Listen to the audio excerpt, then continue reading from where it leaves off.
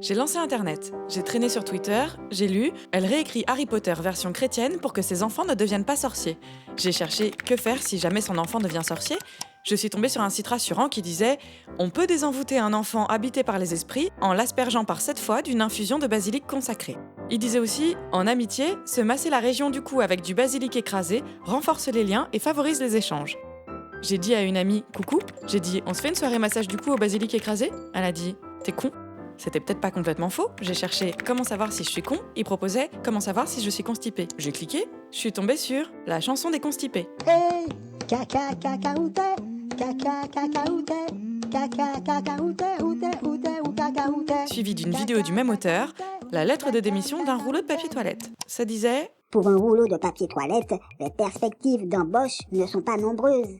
Je voulais bien le croire, j'ai cherché perspective d'embauche d'un rouleau de papier toilette, mais j'ai rien trouvé à part le blog de Papier Toilette 01. Ce blog sera consacré à la collection que j'ai commencée il y a 2 ans, les différentes sortes de papier toilette. Allez-y, lâchez vos coms. Je savais pas trop ce qu'il fallait lâcher comme com sur un blog de PQ.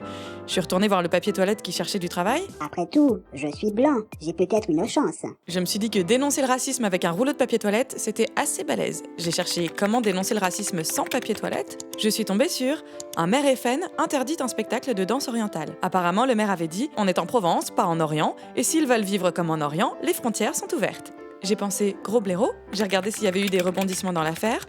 J'ai vu que le maire était pas hyper content de cet article.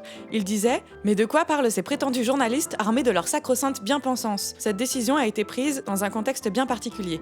Il s'agit en effet de la programmation d'une fête locale, une fête provençale s'il en est. La bien nommée fête du coq fait la part belle à Cogolin et à ses racines. Ainsi, je n'ai pas laissé programmer un spectacle de danse orientale, je n'aurais pas davantage laissé programmer de spectacles de danse bretonne, basque ou norvégienne. » Je me suis dit qu'effectivement, une fête dédiée à la Provence, c'était pas pareil. Sauf que je suis allée sur le site de la mairie de Cogolin, j'ai trouvé le programme de la fameuse fête du coq, j'ai vu qu'il y avait 3 trucs prévus. Un concert de Jean-Luc Lahaye, pas exactement une grosse star de la tradition provençale, un groupe baptisé The Unnamed Feeling, pas exactement les racines de la musique traditionnelle provençale, et un hommage à Pink Floyd,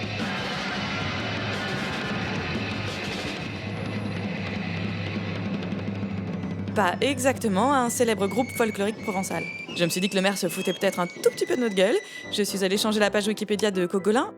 J'ai mis « Cogolin est une commune française découverte par Jean-Luc Lahaye lors de la célèbre guerre des Pink Floyd de 1452 ». J'ai mis une nouvelle photo du maire. Je suis allée m'écouter un peu de musique provençale traditionnelle. Et j'ai quitté Internet.